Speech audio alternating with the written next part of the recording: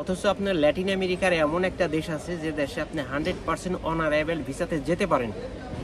হ্যাঁ, আপনি বিশ্বাস হইতেছে না, আপনি ভিডিও শুরু থেকে শেষ পর্যন্ত দেখে যান, তারপর আপনি কমেন্ট করে যাবেন যদি আপনার কোনো কিছু বোঝার বাকি থাকে। পাসপোর্টের ভ্যালু কম, অর্থাৎ যাদের অলমোস্ট সাদা পাসপোর্ট, তারা চাইলে এই ফ্রান্সিস গায়ানায় আপনি যেতে পারেন।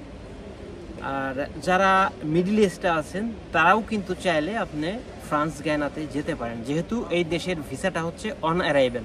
ফ্রান্সিস গায়ানায় আপনি কিভাবে যেতে পারেন, ওখানে বেতন কত হতে পারে, কি কি কাজের সুবিধা আছে এবং অসুবিধা কি কি আছে, এই বিষয়গুলোই আমি আপনাদের সামনে। আসসালামু আলাইকুম। আছে ও দূরে যারা এই মুহূর্তে অনলাইন আছেন, সবাইকে প্রীতি ও শুভেচ্ছা। প্রথমত অবস্থায় আপনাদের এই ম্যাপ থেকে যদি দেখাই, এটা হচ্ছে দেখুন সমগ্র দক্ষিণ ল্যাটিন আমেরিকার দেশ মানচিত্রে দেখা যাচ্ছে। আর একটু ক্লিয়ার করলে এখানে দেখেন এটা হচ্ছে ব্রাজিল।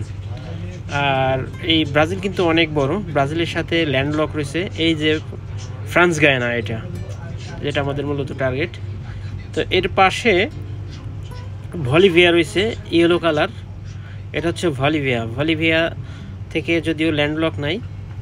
আর এটা হচ্ছে ইংলিশ গায়ানা, এই বলিভিয়ার সাথে সংযোগ যেটা।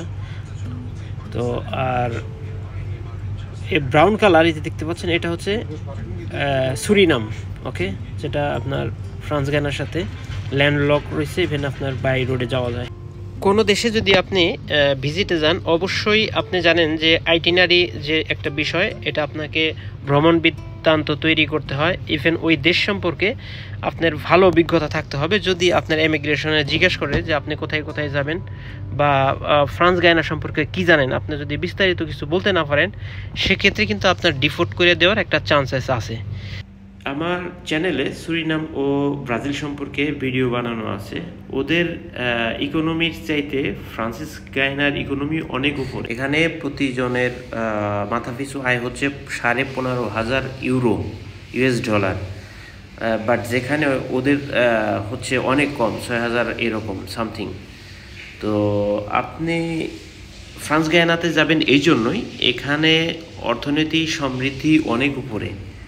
যে ফ্রান্স গায়ানা এক সময় আসামিদেরকে সাজা দেওয়ার জন্য ফ্রান্স থেকে এখানে রেখে দেওয়া হতো, তাদেরকে দিয়ে হার্ড কাজ করানো হতো, মাইনে কাজ করানো হতো।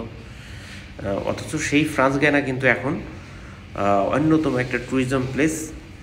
আর এখানে মিনিমাম স্যালারি হচ্ছে 1500 ইউরো,